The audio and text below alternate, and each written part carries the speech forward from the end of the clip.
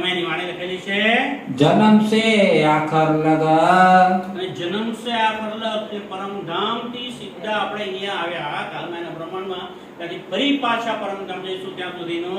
झोलो मोमिना पहुंचे धाम બ્રહ્મસૃષ્ટિ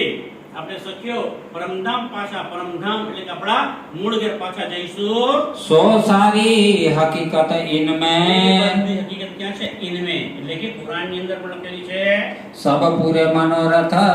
काम અને એ સાંભળવાથી બધાના મનના મનોરથો પૂર્ણ થઈ જશે 120 बरस लो અને 120 વર્ષની વાત કરી છે करी दज्जाल सो जोरा દજ્જાલની સાથે એમણે 120 વર્ષ સુધી લડાઈ કરી એટલે કે યુદ્ધ કર્યું શાનું યુદ્ધ કર્યું ધર્મનું યુદ્ધ કર્યું यहाँ लो इनसे लड़ा અને અહીંયા સુધી એમની સાથે લડાઈ કરી છે करके बड़ा शोर અને દજ્જાલ તો એમની સાથે ખૂબ જ શોર બકોર કરી અને લડવા લાગેલો હતો पहली लड़ाई मोहम्मद साहिब सो કઈ લડાઈ થઈ તો સૌથી પહેલા લડાઈ કોની સાથે થઈ મોહમ્મદ સાહેબ સાથે फिर उनके यार કારણ કે મોહમ્મદ સાહેબે જ્યારે કુરાન લાવ્યા અને જે વાત કરતા હતા તો એ વખતના ત્યાંના કર્મકાંડી એટલે શરીયતના ગુલામ એવા મુસલમાનોને કોઈ પસંદ નહોતી અને એટલા માટે એમની સાથે લડાઈ થઈ એના પછી એમના યાર એમની સાથે પણ લડાઈ થઈ ता पीछे श्री देवचंद्र जी सो અને ત્યાર પછી દેવચંદ્ર જ્યારે પરમધામની વાતો કરવા લાગે છે તો એમની સાથે પણ ઘણી જગ્યાએ બળવાઓ થાય લડાઈ પણ થઈ આગળ તમે જોઈ ગયા કે જ્યાં જામનગરની અંદર કાનજી ભટ્ટને ત્યાં કથા સાંભળતા હતા તે પેલા ત્યાંના રાધાવલ્લભી માર્ગીઓ સાથે રોજ ખટપડતો કયા કરતી હતી એમ લડાઈઓ ચાલી करी खबर परवरदिगार પણ પરવરદિગારે એની ખબર લીધી અને એ બધા સંકોટો હતા એમાંથી પણ એમને ઉગાર્યા श्री जी साहेब जी और गिरोह सो શ્રીજી સાહેબજી શ્રીજી સાહેબજી એટલે પ્રાણનાથજી અને એમની ગીરો એટલે 12000 બ્રહ્મસૃષ્ટિ लड़ाई ना दरमियान એમની સાથે પણ દજ્જાલે તો યુદ્ધ કર્યું છે बीच बिहारी जी के बैठ के દજ્જાલ ક્યાં લેવા જવાનો છે સજી ઘરમાં જ હોય દજ્જાલ ક્યાં છે આપણી પાસે જ હોય દેવચંદ્રજી પાસે પણ દજ્જાલ હતો એમના દીકરા બિહારીની અંદર દજ્જાલ બેસી ગયો સુંદર સાહેબજી દેવચંદ્રજીના દીકરા બિહારીજી એમની અંદર પરમધામની રતનબાઈની વાસના હતી દેવચંદ્રજીના દીકરા બિહારીજી એમની અંદર પરમધામની રતનબાઈની આત્મ હતી છતાં પણ એમણે વિરોધ કર્યો કેમ રાજ્યનો હુકમ હતો એમનો રાજ્યનો જ હુકમ હતો કારણ કે જો એ વિરોધ ના કરતા તો મેરાઠ ઠાકુરને જેલમાં જવું અને જો મેરાઠ ઠાકુર જેલમાં ના જાય તો એમને પરમાત્માના દર્શન પણ ત્યાં ના થાત પોતાની ઓળખાણ ના થાત અને એમની વાણીનું ઉતરણ ના થાત પણ કુરાનની અંદર લખેલું છે કે એ હફસાની જેલની અંદર મિશ્રીની ઈંટો પડશે મિશ્રી એટલે સાકર ખાંડ એની ઈંટો પડશે કુરાનમાં ચોખ્ખું લખેલું નથી એટલે કે મિશ્રીની ઈંટો પડશે તો એ મેરાઠ ઠાકુર હફસાની જેલમાં ગયા અને ત્યાં એમના મુખેથી કિતાબનું અવતરણ થયું સૌથી પહેલા કઈ કિતાબનું અવતરણ થયું રાસ પછી પ્રકાશ અને પ્રકાશ પછી કટૃતિ અને કલશની 2 ચોપાઈનું અવતરણ ત્યાં થયું એ જે વાણી ઉતરી એ જ છે મિશ્રીની જો એમ ના થયું હોત તો રાજ્ય કારણ બનાવ્યું છે સુંદરદાસજી तहा किया बड़ा कुफराना દેવચંદ્રજીના દીકરા બિહારીજીના શરીરમાં લિયાઈના તનમાં બેસીને પણ દજ્જાલે ઘણો બધો શોર કર્યો इन सारों की शाहिदी અને કેવી રીતે શોર કર્યો એ આગળની વિતકમાં આવશે તો આ બધાની શાહિદી એટલે સાક્ષી लिखी अल्लाह कलाम લીખી અલ્લાહ કલામ કુરાનની અંદર લખેલું છે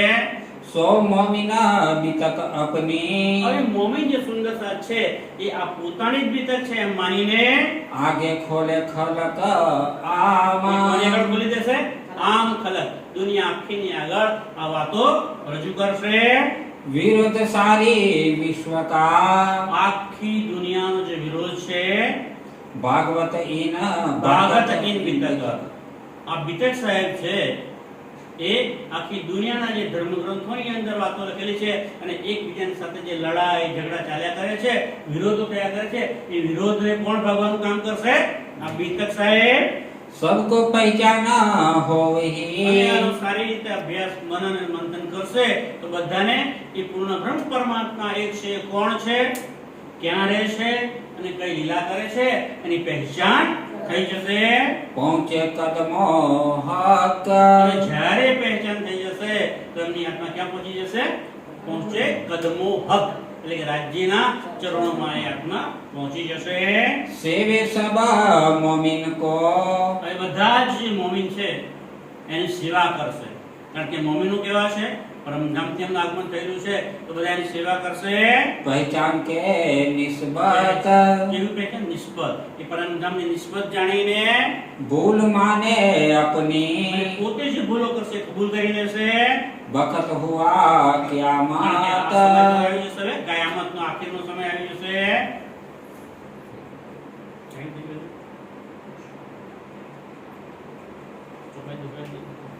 સુંદરતાજી, સમયની મર્યાદા છે અને આગળની વાત આપણે કાલે કરીશું. તો આટલે સુધી લઈએ. અમારી વાણીને વિરામ આપીએ છીએ. बोलो श्री प्राणनाथ प्यारे की जय। सेवे सब मोमिन को सेवे सब मोमिन को पहचान के निस्बत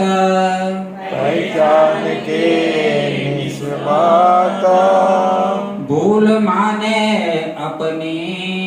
भूल माने अपनी बखत हुआ क्यामत बखत हुआ कयामत बखत हुआ कयामत। बोलो श्री प्राणनाथ प्यारे की जय। धाम के धनी की जय। सतगुरु महाराज राज की जय। सर्व सुंदर साथ की जय। प्रणाम जी।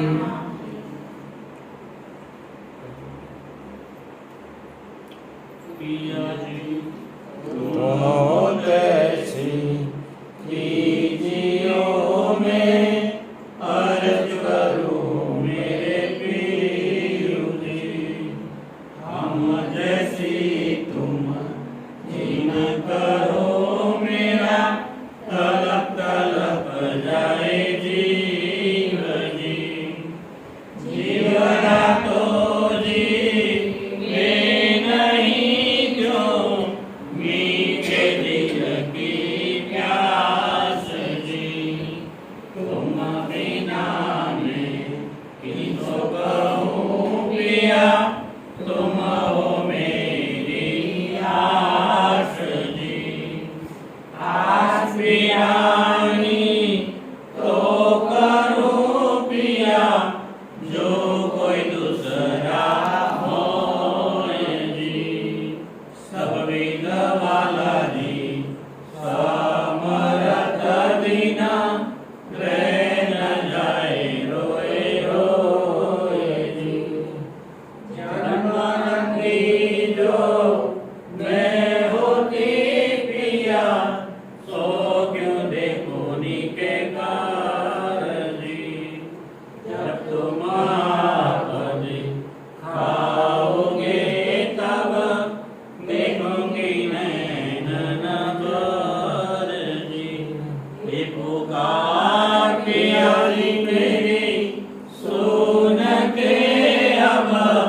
दिल करो तुम दीन जी, पल खबर जो लीजियो में अर्ज करूं दुल्हीन जी, ऐसी अरज में तो करूं पिया, बीच पड़ी अंतरा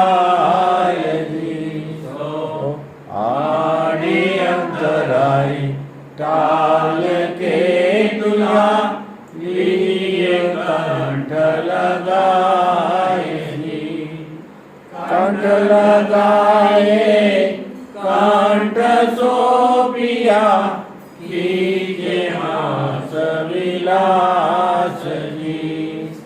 वारणे जाए श्री इंद्रावती पिया